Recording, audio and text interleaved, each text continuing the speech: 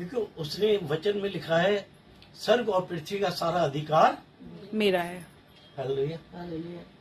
ये वचन कहते हुए किसी को कह देना जैसे कि सारा अधिकार प्रभु के हाथ में, तो वो पूछेगा भाई इस बात का ना खुलासा दो, हमें कैसा है अधिकार। ये नेचुरल बात है, हम कोई भी बात करते हैं तो हम कहते हैं नहीं ये बात आपने बोली है ठीक है, तो हमें ये बात पता होनी चाहिए कि प्रभु यीशु मसीह के हाथ में अधिकार कैसा। आइए हम चलेंगे आराम से 43 और 44 पढ़ेंगे आराम से, ठीक है।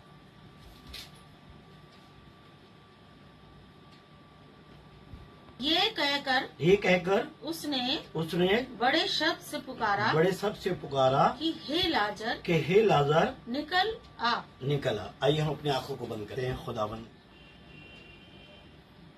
तेरे उस सामर्थ का प्रभु जिस सामर्थ में होके तू मुर्दों को आवाज देता था और मुर्दे कब्र में से निकल आते थे, और तेरा वचन बताता है कि जो काम मैंने किए हैं वरन तुम मुझसे बड़े बड़े करोगे। प्रभु शुरू से मसा कर, अपने बेटे बेटियों का शुरू से मसा कर, वो अधिकार दे प्रभु से मिला था। हालेलुया। मैं अपने मुंह को खोलता हूँ, मेरा मुंह भर दूंगा। हालेलुया। वो रूह के शोले मेरी जबान पर रख प्रभु, मेरे होठों को छुए, ताकि तेरे वचन को सामर्थ्य के साथ तेरे बेटे बेटियों में बांटू, यीशु मसीह के नाम से आमीन। ये कहकर उसने बड़े शब्द से पुकारा कि हे लाजर निकल आ। निकल आ। जो मर गया था वह कफन के हाथ पैर बांधे हुए निकल आया और उसका मुंह अंगोछे से लिपटा हुआ था। यीशु ने उनसे कहा उसे खोल कर जाने दो। हालेलुया। जो स्वर्ग और पृथ्वी का सारा अधिकार है वो ऐसा था कि मुर्दों को आवाज देता था और मुर्दे कब्र में से कफन के साथ निकल आते थे। हालेलुया।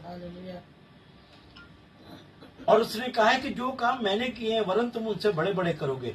आपके मेरे पास भी वो आत्मा और वो है, क्योंकि उसका वचन बताता है। मैं हमेशा बताता हूँ तेरी देह मेरे पवित्र आत्मा का मंदिर है। मैं हमेशा इस वचन को कोट करता हूँ और मेरा आत्मा इससे वास करता है।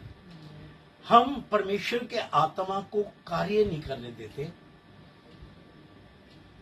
हम अपने कार्यों में परमेश्वर के आत्मा को लगा के रखते हैं। समझ रहे हैं बात के लिए? हमें क्या है, परमेश्वर के कार्यों में परमेश्वर के आत्मा को लगा के रखना है, ना कि अपने कामों में लगा के रखना उसे। प्रभु ये कर दो, प्रभु वो कर दो, प्रभु ऐसा कर दो, प्रभु वो कह रहा मैं तेरे मांगने से पहले जानता हूँ। हालेलुया। आमीन। हम वचन पे ध्यान नहीं करते वरन हम अपनी बात पे ध्यान करते हैं। समझ रहे हैं बात के लिए? हम क्या है, वचन तो कह रहा है मैं तेरे मांगने से जानता हूं। अगर तुम मुझ में बने और मेरी बातें तुम्हें बनी है तो जो कुछ मेरे पिता से मांगोगे वो तुम्हारे लिए हो जाएगा। आमीन। हालेलुया। समझ रहे? अब जरूरत है हमें इस वचन में एंट्रेंस करने की। जरूरत हमें है वचन में एंट्रेंस करने की, वचन को खाने की, पीने की, ओढ़ने की। दास कह रहा मैंने तेरे वचन को माथे पे रख लिया है, बाहों में बांध लिया है, हालेलुया, लपेट लिया है और मैंने अपने हृदय में रख लिया है ताकि तेरे विरुद्ध कोई पाप ना करो। आमीन। हालेलुया। समझ रहे? हम सब कुछ जानते हैं, हम मसीह लोग सब जानते हैं, मगर चाबी लगाना नहीं जान रहे। वचन तो किसी को भी बाहर जाके आप एक वचन सुनाओगे वो आपको 10 वचन सुना देगा। जाते हुए कहेगा ये हमें सुनाने आए थे, हमने उल्टी पूरी बाइबल ने सुना दी। बात सुनने और सुनाने के लिए, मानने की है। प्रभु यीशु मसीह ने तमाम लोगों को चंगा किया है और जाते हुए जानते क्या बोला है? ये नहीं कहा मैंने तुझे चंगा कर दिया, कह रही जा तेरे विश्वास ने तुझे चंगा। हालेलुया। आमीन। समझ रहे? वो जो अधिकार था उसके पास, वो कह सकता था सबको कि जा मैंने तेरे को चंगा करा है। मगर कहीं नहीं बोला। समझ रहे? ये विश्वास का होना और वचन का होना हमारे जीवन में एक बहुत जरूरी है। हालेलुया। हम सारी जिंदगी रोते रहते हैं, यार कुछ काम नहीं हो रहा, कुछ बन नहीं रहा है। मैं दुआ में भी जाता हूँ, मैं 10वां अंश भी देता हूँ, और मैं सुबह की दुआ में, शाम की दुआ में, दोपहर की दुआ में, किसी ने बुला लिया, भाई आ जाओ मैं बीमार हूँ दुआ करना, मैं वहां भी जा रहा हूँ, सब कुछ हो रहा है, मगर काम नहीं हो रहा। काम क्यों नहीं हो रहा?